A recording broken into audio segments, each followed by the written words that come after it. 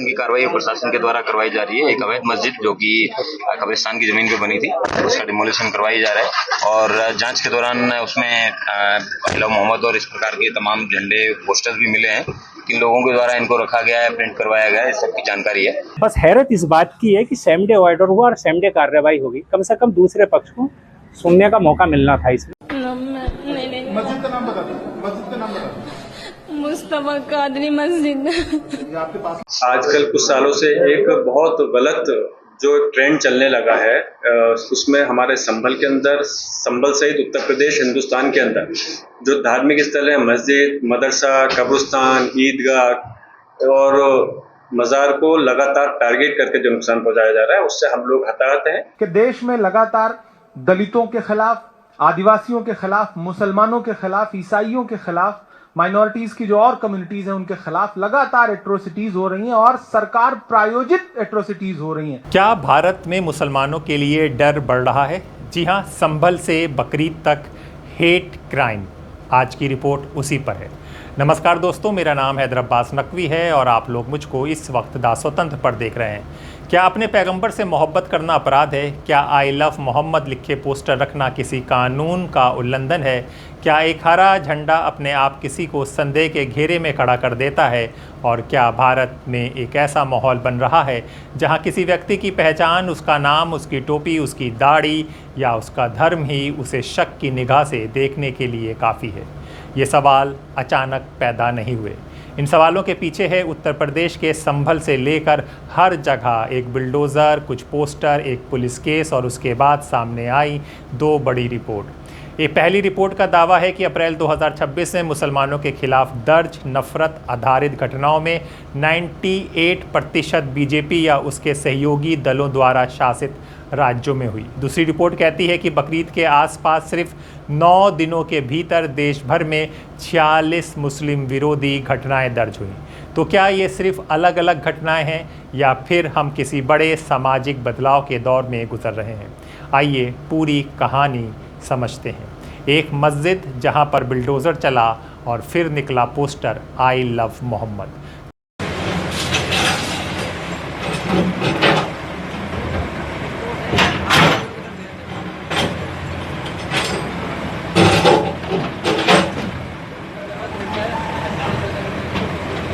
कहानी शुरू होती है उत्तर प्रदेश की। यहाँ एक मस्जिद को प्रशासन ने ध्वस्त कर दिया। ज़िला प्रशासन का कहना है कि मस्जिद कब्रिस्तान की ज़मीन पर अवैध रूप से बनी थी। राजस्व अदालत ने बेदखली का आदेश दिया था। अपील खारिज हो चुकी थी और कानूनी प्रक्रिया पूरी होने के बाद कार्रवाई की गई। ये मस्जिद हमारे ध्वस्तीकरण कर दी और सन 84 से कोर्ट में सरकारी उससे दर्ज है, सबके डीएम के सबके उस पर साइन है और फिर भी हमारी मस्जिद ध्वस्त कर दी और हम पे एक मुकदमा भी लगा दिया कि तुमने ये कब्जा करके और मस्जिद कब्रिस्तान की भूमि पर तुमने मस्जिद बना ली। ये तो पहले ही बनी हुई है, मगर हम तो देख रेख के लिए थे, इसकी देख रेख कर रहे थे हम। तो बनी हुई तो पहले ही है बुजुर्गों के हाथ की। बहुत विवादित झंडा ये सब कुछ नहीं मिला है। एक झंडा बस वो हमारा 12 वफात का लगा हुआ, ऊपर और कुछ नहीं है। ये सब दिखा रहे हैं फर्जी। लेकिन विवाद तब खड़ा हुआ जब पुलिस ने दावा किया मस्जिद के भीतर से 49 पोस्टर बरामद हुए जिन पर लिखा था आई लव मोहम्मद। इसके साथ एक हरा झंडा भी मिला।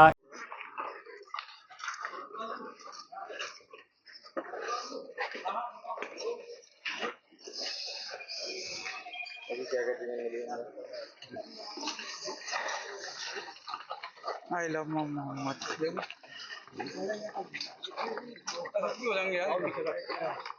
की कार्रवाई प्रशासन के द्वारा करवाई जा रही है। एक अवैध मस्जिद जो कि कब्रिस्तान की जमीन पे बनी थी, उसका डिमोलिशन करवाई जा रहा है और जांच के दौरान उसमें आई लव मोहम्मद और इस प्रकार के तमाम झंडे पोस्टर्स भी मिले हैं। किन लोगों के द्वारा इनको रखा गया है, प्रिंट करवाया गया है, इस सब की जानकारी है, वो प्राप्त की जाएगी और आगे विधिक कार्रवाई सुनिश्चित। इस्लामिक झंडे हैं, अब इसके क्या मायने हैं कि अगर किसी देश के हैं या फिर किसी धर्म से संबंधित है, क्या है, सबके बारे में जांच की जाएगी। फोर्स कितना तैनात किया गया? यहाँ पे 4 थानों की फोर्स है, सीओ साहब मौजूद हैं और उनकी लीडरशिप में सारा ऑपरेशन है करवाया जा रहा है। इसके बाद मस्जिद के मुतवल्ली समेत 8 लोगों के खिलाफ मुकदमा दर्ज कर लिया गया। देखिए, इसको पिछले जनवरी में इसके खिलाफ नोटिस आए थे कि ये ज़मीन वक्फ बोर्ड की संपत्ति में दर्ज है। उसके बाद सुनवाई चली। हालांकि परसों जो सुनने में आया, हालांकि मैं मराबाद रह रहा हूँ लेकिन मेरी गांव की जो पैदाइश है वो उसी गांव की है, पता चला कि डेमोलिश का आदेश हुआ। तो बस हैरत इस बात की है कि सेम डे ऑर्डर हुआ और सेम डे कार्रवाई होगी। कम से कम दूसरे पक्ष को सुनने का मौका मिलना था इसमें। तो ये एक बड़ी चौंकाने वाली बात है। और दूसरी बात, ये जब वक्फ बोर्ड की संपत्ति है तो ये वक्फ बोर्ड क्रिमिनल इसको देखता। ये दर्ज है 1984 की समथिंग, ये दर्ज है वक्फ बोर्ड में, 409 गाटर संख्या में ये आती है। लेकिन हैरत की बात ये है कि हम लोगों को या जो कमेटी के जो लोग थे मेंबर है, इन्हें अपनी बात रखने का ऊपर कोई मौका नहीं मिला। फटाक से कार्रवाई कर दी गई, सेम डे ऑर्डर हुआ और सेम डे ध्वस्तीकरण का आदेश कर दिया। मस्जिद के अंदर से कुछ संदिग्ध पोस्टर मिलने की बात भी सामने आई। देखिए, मैंने भी वो देखा, आइलम मोहम्मद के पोस्टर निकले हैं और एक जो 12 वफात पर झंडा लगता है वो देखा हम लोगों ने भी। तो ये संदिग्ध क्या है, ये तो हम 12 वफात पर देखते हैं। जब 12 वफा नबी सल्लल्लाहु अलैहि वसल्लम का जो पैदाइशी दिन आता है तो उस पर गलियां पूरे चौराहे सजा दिए जाते हैं। और आइलम मोहम्मद का ही तो निकला है, कोई आई हेट किसी के बारे में कोई गलत शब्द नहीं है, प्यार मोहब्बत का एक पोस्टर निकला है। उस पर तो कोई संदिग्ध वाली कोई ऐसी बात नहीं है। उसको संज्ञान में लेते हुए 7 लोगों के खिलाफ मुकदमा दर्ज किया गया। ठीक है, प्रशासन की मंशा है, प्रशासन 7 या 14 के खिलाफ भी कर सकता है, 20 के खिलाफ भी कर सकता है। लेकिन ये है जो हो रहा है बस ठीक हो रहा है। बाकी प्रशासन ने मुकदमा लिखा है, ये जांच का विषय है। प्रशासन जो भी जांच में देखेगा वो बात की विषय, इसमें तो हम कुछ कह नहीं सकते। मुकदमा उनका करना उन्होंने कर दिया। पुलिस ने भारतीय न्याय संहिता की धारा 353(2) के तहत कार्रवाई की। पुलिस अधिकारियों ने कहा कि झंडा पाकिस्तानी झंडे जैसा दिखाई देता है। नहीं, मस्जिद का नाम बता दो। मस्जिद का नाम बता दो। मुस्तफा कादरी मस्जिद। ये आपके पास नहीं है? जी, हमारे घर यहीं पे पास में। कौन सा गाँव लगता है? कसेरुआ। क्या होगा यहाँ पे सवाल निकल? मतलब हमें लड़ने का कोई भी चांस नहीं दिया गया। हमारा एक तरफा आदेश हुआ, एक तरफा आदेश नहीं, उन्होंने हमारी उस पर कार्रवाई कर दी। क्या कार्रवाई? मस्जिद के लिए मतलब आदेश कर दिया उन्होंने। हमें एक बिल्कुल भी नहीं सुना गया, एक पॉइंट भी नहीं सुना गया। कल ही डेट लगी थी और कल में ये फैसला आ गया। लेकिन दूसरी तरफ समाजवादी पार्टी सांसद जियाउर बर्क ने सवाल उठाया। उन्होंने पूछा, अगर मैं अपने पैगंबर से मोहब्बत करता हूं, अगर मैं अपने घर में आई लव मोहम्मद का पोस्टर लगा तो कौन सा कानून टूट रहा है, कौन सी धारा लागू होती है? और यही सवाल अब पूरे देश में पूछा जा रहा है। आजकल कुछ सालों से एक बहुत गलत जो ट्रेंड चलने लगा है, उसमें हमारे संभल के अंदर, संभल सहित उत्तर प्रदेश हिंदुस्तान के अंदर जो धार्मिक स्थल है, मस्जिद, मदरसा, कब्रिस्तान, ईदगाह और मज़ार को लगातार टारगेट करके जो नुकसान पहुंचाया जा रहा है, उससे हम लोग हताहत हैं। और ये नीति के, बीजेपी की सरकार की नीति के तहत आपस में चुनाव इस हिंदू मुसलमानों को बांटने पे काम किया जा रहा है। जबकि हमारा कतई ये नहीं है कि आपस में लोग बटे, सब लोग एक साथ रहें और एक साथ मिलकर ही बीजेपी को हटाना चाहते हैं। लेकिन कल जो संभल के अंदर ये घटना घटित हुई है, खासतौर से उस चीज़ के लिए प्रेस वार्ता के लिए मैंने आप लोगों को गुजारिश कर करके यहाँ इनवाइट किया है कि इसके में गलत आदेश दे कर और जितनी जल्दबाजी के तहत जो काम किया गया है, मैं उसकी कड़े शब्दों के अंदर निंदा करता हूं। और जो उनको खुले अल्फाज में मैं ये भी कहना चाहता हूं कि जो अधिकारी हैं, जिस प्रकार से प्रशासनिक अधिकारी हो, चाहे छोटा अधिकारी हो या बड़ा अधिकारी हो, हमें उससे कोई मतलब नहीं है।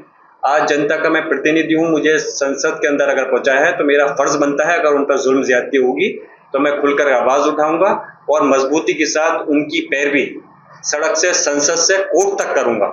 और जिन लोगों ने ये गलत काम किया है, मिसाल के तौर पर मैं उसके कुछ तथ्य बताता चलूं जो मेरी जानकारी में है। जो हमारी मस्जिद है वहां पर जो उसको शहीद किया, अगर हम देखें संविधान के आर्टिकल 25 के तहत हमारी उस अधिकार के साथ में खिलवाड़ किया है। और उसके साथ साथ आप अगर देखें प्लेसेस ऑफ वर्शिप एक्ट पे भी जाएं तो वो मस्जिद करीब 150 साल पुरानी मस्जिद है। उसके साथ में उसको शहीद करना, और उसके साथ साथ कि आप ये देखिए कि जिस मस्जिद के अंदर जो वक्फ के में रजिस्टर्ड है उसको सुनने का अधिकार, फैसला देने का अधिकार न तहसीलदार, एसडीएम, डीएम, कमिश्नर किसी को नहीं है। और वक्त में अगर रजिस्टर्ड वो प्रॉपर्टी है तो उनको अधिकार नहीं है कि वो उस पर सुनवाई करें या फैसला दें। ये प्रकरण तहसीलदार जो कि लगातार इस संभल के अंदर गड़बड़ी का पूरी तरह से शुरू से मैं देख रहा हूँ और कई बार मैंने इस चीज़ पर नाराज़गी जाहिर की है और मैं सख्त अल्फाज में उनको कहा भी है कि तुम हमारे टारगेट करके जो ये काम कर रहे हो ये अच्छे नहीं है। हमारे लोग भी इस देश की जनता हैं और धारा 67 के तहत नोटिस दे करके जो कार्रवाई की शुरुआत की गई जनवरी 2026 से, उसके बाद में 21 अप्रैल 2026 को तहसीलदार ने उसको एक्स पार्टी के खारिज कर दिया। मई के अंदर डीएम कोर्ट के अंदर हमारे लोगों के माध्यम से वकील ने जो अपील डाली उसमें 3 डेट पड़ी। जो एक पुराने डीएम थे वो बैठे नहीं उस समय, फिर उसके बाद में जो अब नए डीएम है इनकी कोर्ट में 3 बार मामला गया, 2 डेट में नहीं बैठे, तीसरी डेट में डीएम जब कोर्ट में बैठे परसों बैठने के साथ पहली ही तारीख पर उसको ऑर्डर दे दिया गया। जबकि मैंने जानकारी करी हमारे लोगों ने और वकील ने उसमें एक एप्लीकेशन दी थी कि उस समय वकील अवेलेबल नहीं थे और वो चाहते थे कि इसमें डेट दे दी जाए, लेकिन वहाँ पे उनसे ये कहा गया कि डीएम साहब जो हैं अपनी फाइल को ले गए हैं ऑर्डर में, आप जो देना है अपनी डेट नहीं मिलेगी आपको, आप इसके अंदर अपना लिखित वकालत जो अपनी उसको आर्गूमेंट है वो लिखित में दे दें। क्या धार्मिक पहचान और धार्मिक प्रेम की अभिव्यक्ति को संदेह की निगाह से देखा जा रहा है? जी हाँ, ऐसे में बकरीद आती है और बकरीद के दौरान 46 घटनाएं APCR की रिपोर्ट का दावा है। अब आते हैं दूसरी रिपोर्ट पर। Association for protection of civil rights यानी APCR ने एक रिपोर्ट जारी की। रिपोर्ट का दावा है कि 11 मई से 29 मई के बीच देश भर में कम से कम 46 मुस्लिम विरोधी घटनाएं हुई। इनमें से 30 घटनाएं सीधे बकरीद से जुड़ी थीं, यानी कुर्बानी, मवेशियों का परिवहन, ईद की नमाज और सार्वजनिक धार्मिक कार्यक्रम। रिपोर्ट के अनुसार इस अवधि में 3 मुसलमानों की मौत हुई। एक व्यक्ति की कथित मौत गुजरात में हिरासत के दौरान हुई, जबकि असम में 2 लोगों की कथित रूप से भीड़ द्वारा हत्या कर दी गई। तो हर प्रकार का जो उत्पीड़न है, हमने ये तय किया आज SC डिपार्टमेंट और माइनॉरिटी डिपार्टमेंट आपस में एक तालमेल के साथ कांग्रेस पार्टी के माध्यम से इन वर्गों की लड़ाई को लड़ेगा। और केंद्र के साथ साथ अब अधिवेशन स्टेट के होंगे, स्टेट के बाद जिले के होंगे, जिले के बाद ब्लॉक के होंगे और नीचे तक का बूथ स्तर तक का हम एक मजबूत संगठन बहुत जल्दी इन दोनों डिपार्टमेंट के कोऑर्डिनेशन से बनाएंगे। दोनों के लीगल टीम भी हम लोग जॉइंट कोऑर्डिनेशन के साथ तैयार कर रहे हैं और इसके साथ साथ अगले अधिवेशन में SC और माइनॉरिटी के साथ साथ आदिवासी डिपार्टमेंट को जोड़ेंगे। फिर नेक्स्ट सेशन जो होगा उसमें पिछड़ों अति पिछड़ों को जोड़ेंगे और उसके बाद देश में जो गरीब है, जिनको कहने को वो जनरल कैटेगरी में आते हैं, लेकिन उनके साथ भी वही व्यवहार होता है जो गरीब है, जैसे दलित के साथ होता है। क्योंकि गरीब की कोई जाति नहीं है ना, उसके साथ ट्रीटमेंट उसी तरह का होता है। उनको भी अपने साथ जोड़ेंगे और उनकी आवाज़ बेहद मजबूती से लेके नेशनल लेवल से और नीचे गांव स्तर तक का एक मजबूत सशक्त संगठन होगा। ऑल इंडिया कांग्रेस कमेटी के बैनर तले और साथ में उसमें हमारा लीगल टीम होगी। जहां भी कोई एट्रोसिटी होती है, हमारी joint legal and atrocity team वहां जाके पीड़ित परिवारों से मिलेगी, उनकी हर प्रकार से संवैधानिक तरीके से, लीगल तरीके से हर प्रकार से मदद भी करेगी और हम उनकी आवाज़ बनेंगे। और सरकार की जो स्कीम्स हैं, जो जिस तरीके से ऐसे डिजाइन किए जिसका लाभ उनको ना मिले, उन सब का बारीक अध्ययन करके उनकी खामियों को दूर करने के लिए उनको हम नोट करके अपने सांसदों के माध्यम से, अपनी पार्टी के माध्यम से हम सरकार पर दबाव बनाएंगे कि उन नीतियों को सुधार करें। रिपोर्ट कहती है कि कई घटनाएं कथित गौ तस्करी, गौ हत्या के आरोपों से जुड़ी थी। हरियाणा में 2 मुस्लिम युवाओं को कथित तौर पर पीटा गया और उन पर गोमूत्र पीने का दबाव बनाया गया।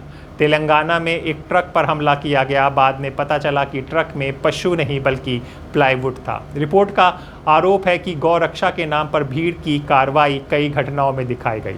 आइए एक और बात करते हैं, वो बहुत इम्पॉर्टेंट है, इसको हम आपसे साझा कर रहे हैं। अप्रैल 2026 का हेट क्राइम ट्रैकर क्या कहता है, अब वो तीसरी तस्वीर आपके सामने रखते हैं जिसकी बहुत चर्चा हो रही है। जी हाँ, Muslim mirror monthly hate crime tracker की इस रिपोर्ट का दावा है कि अप्रैल 2026 में मुसलमानों के खिलाफ दर्ज 98% नफरत आधारित घटनाएं बीजेपी शासित राज्यों में हुई। रिपोर्ट ये भी दावा करती है कि 2014 के बाद ऐसे मामलों में वृद्धि दर्ज की गई। ध्यान रहे, ये रिपोर्ट के निष्कर्ष हैं, इन पर बहस हो सकती है, लेकिन रिपोर्ट में दर्ज घटनाएं कई गंभीर सवाल खड़े करती है। आज के इस कार्यक्रम में कुछ महत्वपूर्ण निर्णय दोनों विभागों ने लिए हैं। पहली बात तो नेशनल लेवल पे आज ये पहली मीटिंग थी और जिसमें देश भर के दोनों विभाग के सारे स्टेट चेयरपर्सन मौजूद रहे और सारे राष्ट्रीय पदाधिकारी मौजूद रहे और अब एकजुटता का संदेशा गया। बहुत सारे सुझाव आए। उन सुझावों के आधार पर एक जो बहुत महत्वपूर्ण कार्यक्रम दोनों विभागों ने तय किया है कि देश में लगातार दलितों के खिलाफ, आदिवासियों के खिलाफ, मुसलमानों के खिलाफ, ईसाइयों के खिलाफ, माइनॉरिटीज की जो और कम्युनिटीज हैं उनके खिलाफ लगातार एट्रोसिटीज हो रही हैं और सरकार प्रायोजित एट्रोसिटीज हो रही हैं। सरकार का पूरा सिस्टम उसको या तो अनसुना कर रहा है या उसमें सहयोग कर रहा है। गली गली में इस तरह के लोगों को प्रोत्साहित किया जा रहा है जो इन वर्गों को प्रताड़ित कर सकें। तो हम इसके खिलाफ आने वाले संसद सत्र के दौरान 20 जुलाई को एक बहुत बड़ा प्रोटेस्ट करेंगे जंतर मंतर पर, जिसमें देश भर के सभी दलित सांसदों को, विधायकों को, माइनॉरिटी के सभी सांसदों को, विधायकों को उस कार्यक्रम में हम आमंत्रित करेंगे। उनको बुलाएंगे, कांग्रेस पार्टी के जो भी जनप्रतिनिधि हैं, और हम खुल करके सरकार के सामने वो मुद्दे रखेंगे जिस तरह से सरकार प्रताड़ित कर रही है इन समाजों को, वो बर्दाश्त नहीं किया जाएगा। डॉक्टर बाबा साहब अंबेडकर का संविधान जो अधिकार देता है, उन अधिकारों को लागू करवाने के लिए हम ये बहुत बड़ा प्रोटेस्ट करेंगे और वो तारीख होगी 20 जुलाई 2026 को। उसका संयुक्त आयोजन करता होगा दलित विभाग और अल्पसंख्यक विभाग। पहला कार्यक्रम ये तय हुआ है। दूसरा महत्वपूर्ण कार्यक्रम ये तय हुआ है कि दोनों विभागों के पास नेशनल एडवाइजरी काउंसिल है, जिससे पिछले दिनों राहुल गांधी जी मिले थे, दलित विभाग की एडवाइजरी काउंसिल से भी और अल्पसंख्यक विभाग की एडवाइजरी काउंसिल से भी। हम इसी जून के तीसरे हफ्ते में हमारा प्रयास ये रहेगा कि हम उत्तर प्रदेश से इस कार्यक्रम की शुरुआत करेंगे कि उत्तर प्रदेश की स्टेट एडवाइजरी काउंसिल दलित विभाग की और अल्पसंख्यक विभाग की और हमारी जो नेशनल एडवाइजरी काउंसिल है, दोनों का संयुक्त एक कार्यक्रम हम उत्तर प्रदेश में लखनऊ में आयोजित करने चल रहे हैं, जिसमें हम शीर्ष नेतृत्व को भी बुलाने का प्रयास करेंगे और एक बड़ा संदेशा दलित और माइनॉरिटी की एकजुटता का हम उत्तर प्रदेश से देंगे।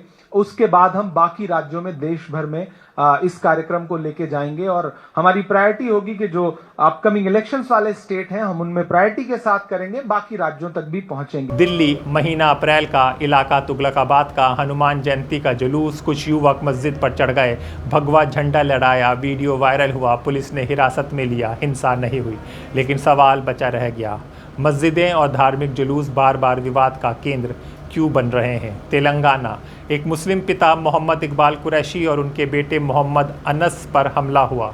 आरोप था कि वो बीफ बेच रहे थे। रिपोर्ट के अनुसार बेटे का हाथ टूट गया। वीडियो सामने आए, पुलिस ने मामला दर्ज किया, लेकिन सवाल वही, अगर अपराध हुआ है तो फैसला अदालत करेगी या भीड़। इंदौर, मध्य प्रदेश के इंदौर में मांस ले जा रहे एक मुस्लिम युवक पर हमला हुआ। कथित गौरक्षकों ने आरोप लगाया कि वो बीफ ले जा रहा था। जांच पूरी होने से पहले सड़क पर फैसला सुना दिया गया। लखनऊ, 60 साल पुरानी बताई जा रही एक मस्जिद पर बिल्डोज़र चला। प्रशासन ने कहा कि ये सरकारी ज़मीन पर बनी थी। अदालत ने राहत नहीं मिली। कानूनी प्रक्रिया पूरी हुई, लेकिन आलोचकों ने सवाल उठाया, क्या बिल्डोज़र अब सिर्फ प्रशासनिक उपकरण है या राजनीतिक प्रतीक बन चुका है। देवबंद, एक युवक ने आरोप लगाया कि उसकी वेज चाउमीन में नॉन वेज के टुकड़े मिले। रेस्टोरेंट मालिक मुस्तफ़ा ने इसे गलती बताया, लेकिन देखते ही देखते मामला सांप्रदायिक तनाव में बदल गया। ISR में उनका राशन कार्ड कैंसिल कर रही है, उनका राशन कार्ड कैंसिल कर रही है, उनको गवर्नमेंट के स्कीम से महरूम कर दिया जा रहा है। वो बंगाल में बीजेपी हुकूमत कर रही है। तो मेरी आपसे गुजारिश है, वो गलत है, मगर आप अपना नाम फॉर्म में लिखिए।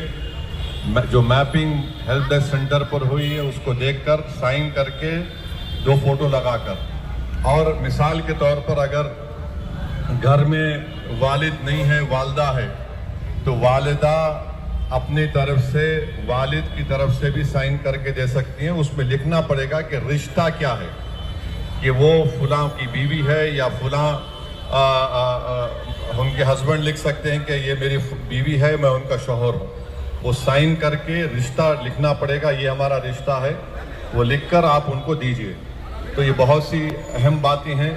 और भी अगर आपके दिलों में कोई सवालात हैं, शुकूक व शुबहात हैं, तो इस सिलसिले में आप दारुस्सलाम को आकर या फिर मजलिस के ज़िम्मेदारों से आप रब्ता कर सकते।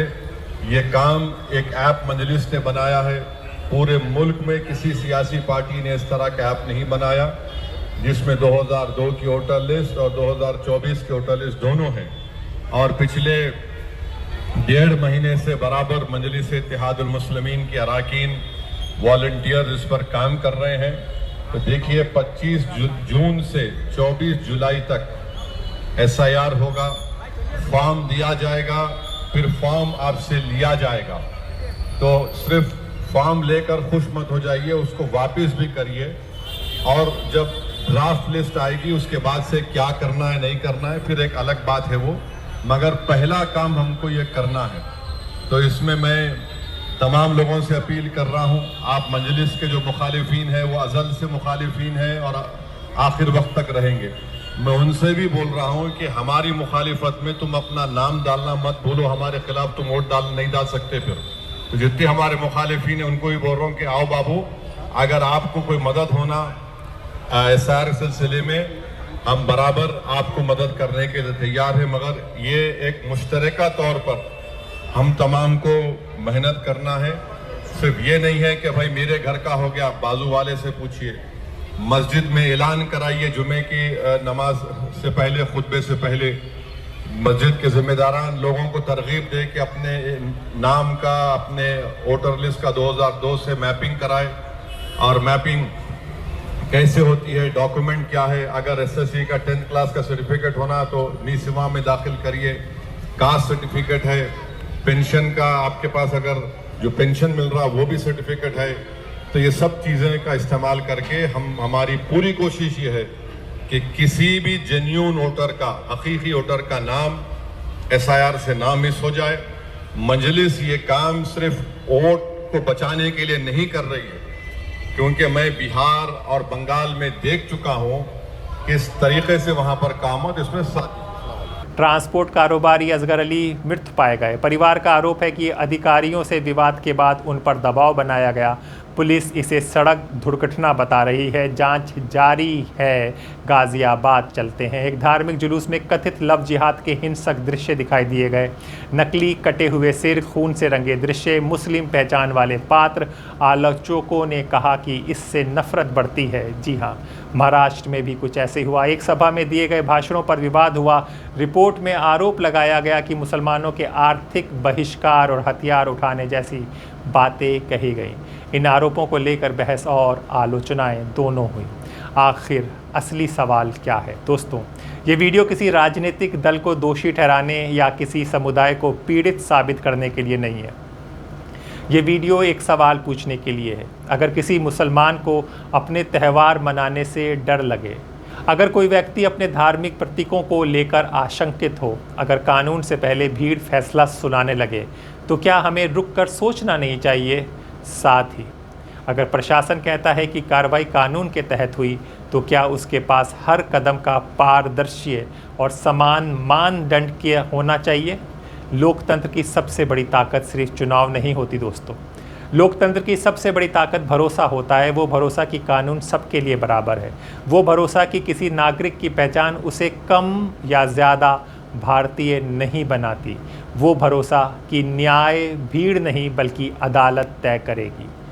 हो सकता है रिपोर्ट के कुछ निष्कर्षों पर मतभेद हो सकता है कुछ मामलों में जांच के बाद अलग तथ्य सामने आए, लेकिन बार बार एक ही समुदाय खुद को निशाने पर महसूस करने लगे, तो सिर्फ आंकड़ों को खारिज कर देना काफ़ी नहीं होता, सवाल पूछना पड़ता है। क्या भारत में कानून का राज भीड़ से बड़ा हो रहा है? क्या धार्मिक पहचान संदेह के आधार पर बनती रहेगी? क्या त्यौहार खुशी का अवसर रहेंगे या तनाव का? और क्या हम आने वाली पीढ़ियों को ऐसा भारत देना चाहते हैं जहां लोग अपने विश्वास को खुलकर जीने से डरें? क्योंकि किसी भी लोकतंत्र की असली परीक्षा तब नहीं होती जब बहुसंख्यक सुरक्षित होते हैं, बल्कि तब होती है जब अल्पसंख्यक भी खुद को उतना ही सुरक्षित महसूस करें। आपकी राय क्या है कमेंट में ज़रूर लिखिए। वीडियो पसंद आया हो तो लाइक, शेयर और सब्सक्राइब कीजिए। मैं आपसे मिलता रहूँगा अगली रिपोर्ट में, फिर एक सच लेकर आएंगे। तब तक के लिए दासोतंत्र।